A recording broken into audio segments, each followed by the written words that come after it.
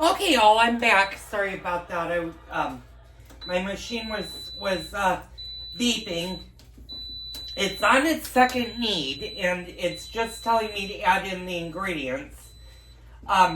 What we need to do is let it start to do its second raise, and it'll be beeping for a few minutes. And it's kneading again. Once it finishes this knead, what we're going to do is we're going to roll out our bread. And that's when you're going to add your cinnamon swirl to it. So, I have my countertop behind me. And you want to make sure that your countertop is really, really, really dry and nice and clean when we roll out the bread. Of course, the mouthpiece is sparking, but he's been pretty good today. Yeah, I'm here. So I'm just going on the other side of my kitchen and I'm grabbing my rolling pin.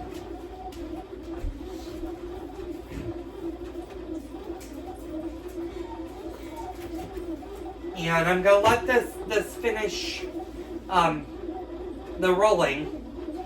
And for the white cycle, it does do 3 kneads, but the third knead you really don't need to worry about. Perfect. I'm going to look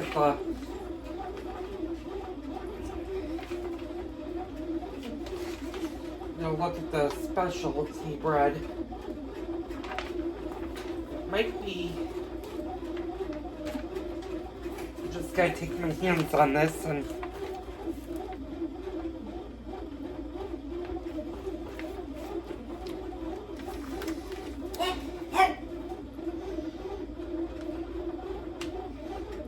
Okay, it needs 2 cycles. Okay, so.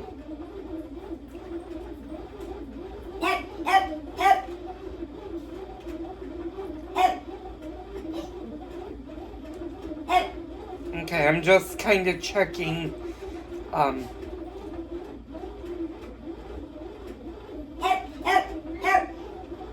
Checking our bread. So yeah, so when the third or the second knead comes up, and it takes a little bit longer to do the second knead. It needs it for a lot longer. It's got 2 hours and 48 minutes still to go. So at the 2-minute mark is when you really want to prepare the bread. Edward, stop barking. So this is about the time, now that it's on its second cycle, you want to start adding your ingredients.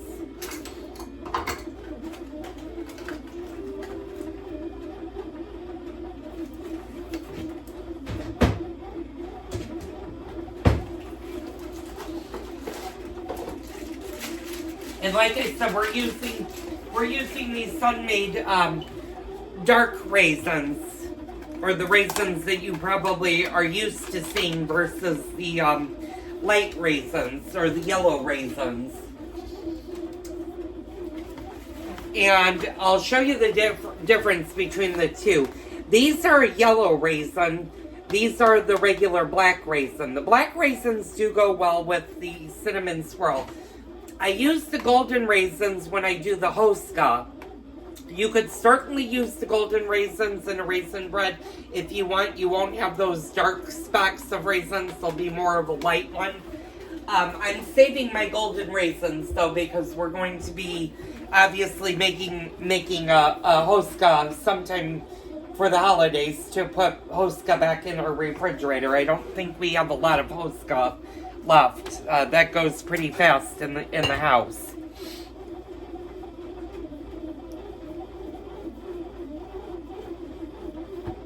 And speaking of which, let's talk a little bit about the Christmas holiday. Around the time that you're doing your Thanksgiving holiday, if you're planning on making a fruitcake from scratch, you're going to want to start that probably the weekend after Thanksgiving. I don't necessarily say you should do it before Thanksgiving, but fruitcake needs a good 3 weeks to absorb all the alcohol, the brandies that you put into it. I would say this year I would do my fruitcake. Fruitcake in this house is not My husband's not a particular fan of it.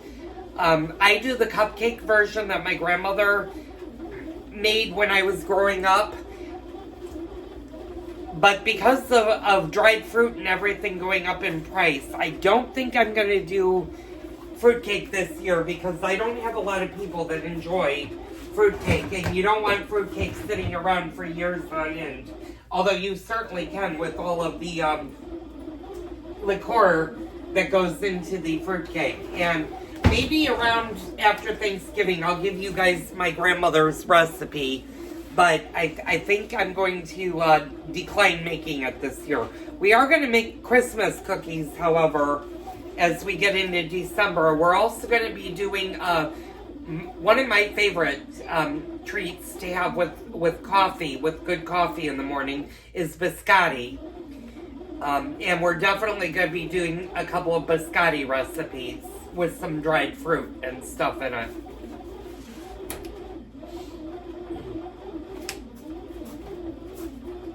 So I'm going to just let this actually go for a while. I'm going to stop the video. This is the longest. When it's on knead 2, it does take longer for things to get done. And I think it's 15 minutes that it takes for it to knead. And I'm just going to check and see. Yeah, this is kneading pretty good. Does it need floured? Well, actually, no, because the dough is not sticky at all. I mean, it's tacky, but it's not sticky, so it does not really need more flour. And again, if you saw my rye bread when we were making the rye bread, you want to be familiar with your dough. You just want to feel it. If it's really loose or watery, if it feels really wet, then you're going to want to add a little bit more flour to it. This is tacky. You want it tacky. You don't want it sticky.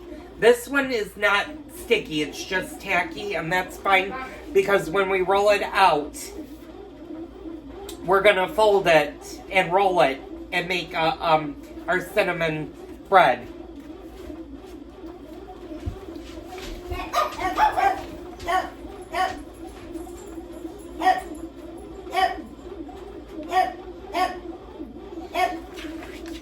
Now, there are a lot of different bread recipes that came with this particular machine. And there are a few that I probably would want to try.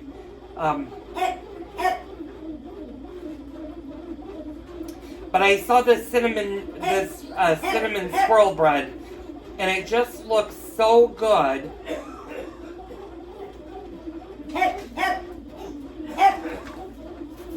That I was like, I have to make this. I'm going to show you guys the recipe. I didn't really get to do that, but this is the recipe for my bread making machine. You can use it for any bread making machine. Just check your manufacturer's instructions on how to order or what order your ingredients should go into your bread machine.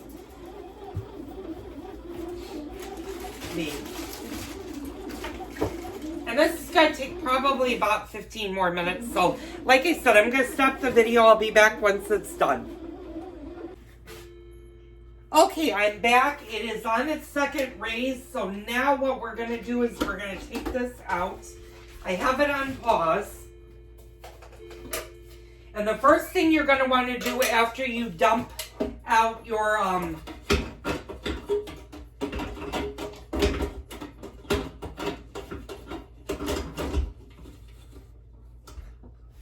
after you dump out your dough is you're going to want to remove the bread hook or the kneading paddle. You're not going to need that again. So what you want to do, I'm going to move my cinnamon over, is take your rolling pin, and I don't really think you're going to need that you're going to need flour for this. Your dough shouldn't be all that sticky. And you're going to want to make it about 1/4 of an inch in diameter. And I'll show you that in a second. You kind of want to make it a rectangle versus a circle. And it's a little bit tricky to do, but you always want to roll the bread, or the dough, the bread, basically, out.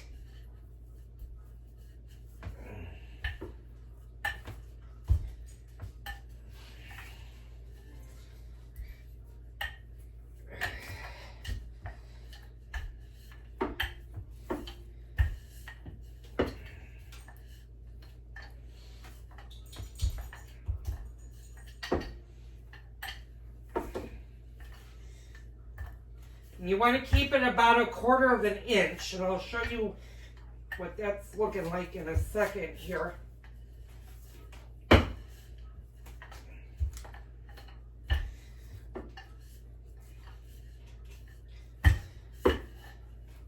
Now you might be miffed seeing me do this, going, my God, you're rolling out the bread.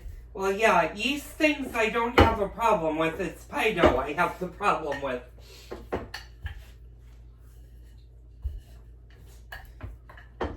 Yeah, I wish my pie doughs rolled this easily. Okay.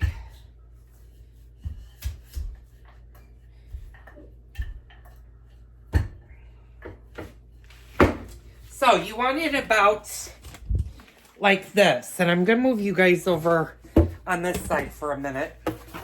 Now what you're going to do is you're going to take your cinnamon and sugar mixture, and you're going to spread it all over your bread here. And you're going to do a generous helping of it. And you want to get most of this in. And I probably could have gone even longer with it. It says about 16 inches. This is probably about 13 inches, but it'll do what you want to do. Now with the raisins, what you want to do is sprinkle your raisins all over your bread.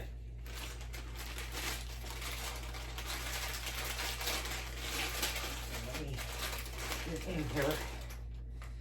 So you want our raisins to be kind of, and if they're in clumps like this, just break them apart. You don't want you don't want a big clump of raisins in your bread. And I'm just gonna put these, some of them stick together.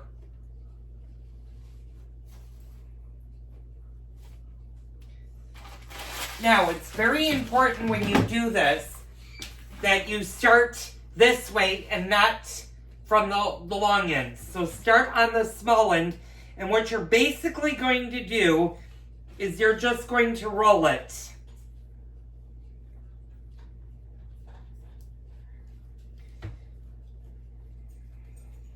So that your bread looks like that. And I'll give you guys a closer in so you see what it looks like. And it looks like that. Now what we're going to do is we're going to tuck in these two. We're going to fold them underneath.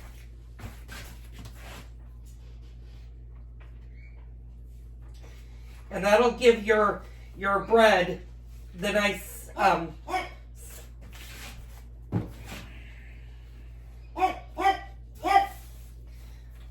and then you can roll the outside if you want to roll a little bit of the outside in the cinnamon. I'm going to tuck that in. And you just want to be careful. You don't want all your raisins coming out. So just pop those in. And then, like I said, you're just going to kind of lightly roll your remaining dough in whatever cinnamon. Now, when you pop it back into your bread making machine, you're going to just set it in like this and allow it to finish. Like I said, you're going to take the paddle out, and it's going to take a little bit of cramming to get it in there. And I'm actually going to take my measuring cup. And I'm just going to sprinkle this on the top of the bread. And now I'm going to let it go ahead and finish up the rice.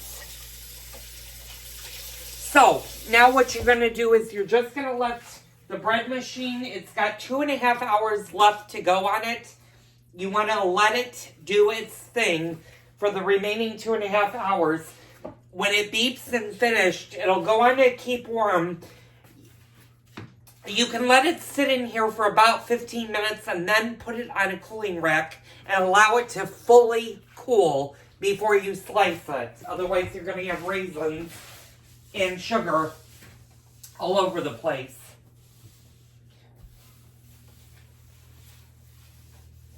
So that's going to conclude today's video. I will come back and I'll show you once it's cooling what it should look like. But it should come out as a cinnamon swirl bread, and it should be enjoyable to eat as toast in the morning or making French toast. If you have little kids, they sometimes like this because it gives your cinnamon raisin bread will turn into really, really good French toast. So I'll be back probably in a few hours to show you the final product, and that'll wrap up today's cook. So stay tuned. Okay, hi all, I'm back. You can see the cinnamon raisin bread is fully cold now. What we're going to do is we're going to cut it and bag it. And I'm going to show you the end result of the raisin bread. And what we're going to do is I'm going to get the electric knife, because it's easier to cut bread with an electric knife versus a bread knife. And I'm just taking out my bread knife.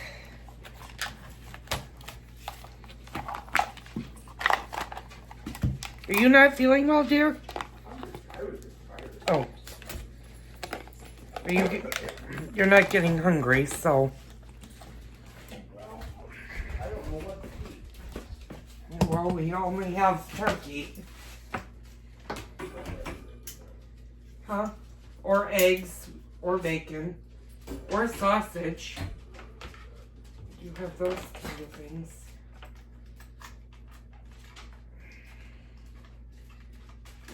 Okay, this one.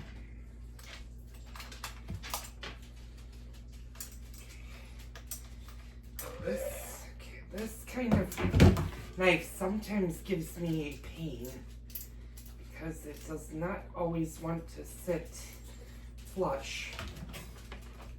I'm trying to get these blades in.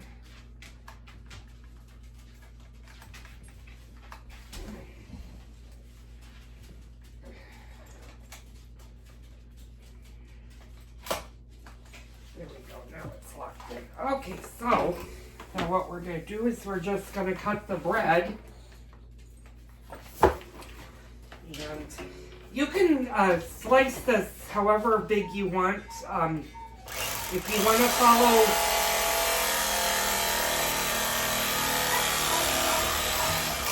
and you can see the raisins and the swirl right in here.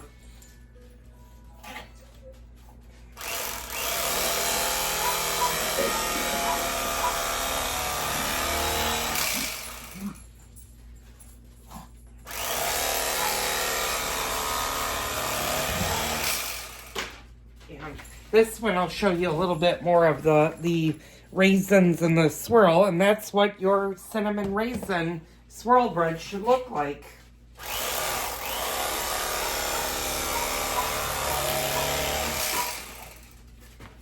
And you always want to make sure that your bread is fully cooled before you start cutting it, and this is pretty cool.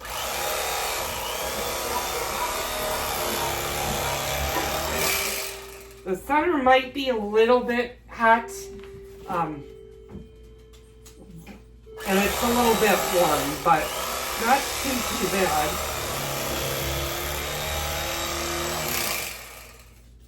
Now, like I said, once you cut this, you want to make sure you pop this in your refrigerator and not your toaster box. You can leave it out for maybe a day, but any longer that you leave it out for, it will start to go bad on you because it's got no preservatives in it. So, but isn't this a pretty cinnamon raisin bread? Now, you can do it on a darker setting. I chose to do it on the white bread setting and the lightest setting versus doing it too dark.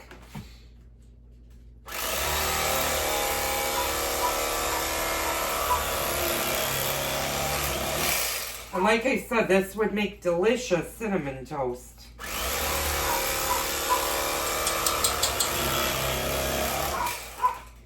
So, this is going to wrap up today's video. I hope you guys enjoyed the bread series. We're probably going to come to the very end of the bread series. Next week, we're going to probably make a cake and start the cake baking. I'm not going to do a lot of cakes because, like I said, for the holidays, I usually do a rum cake, and that'll be closer to Christmas. I do want to do a chocolate cake. I have a couple of pies that need to be made, and I'm going to perfect my pie crust. And then we'll get into the cookie season. There are a couple of cookie recipes that I want to share with you guys. So I'm going to wrap this video up for today. Thank you so much for tuning in. Tune in next time for another great Cooking with Joel. Don't forget to leave me a comment, hit the like button and the subscribe button to get more great videos from me. I'll see you on the next Cooking with Joel video.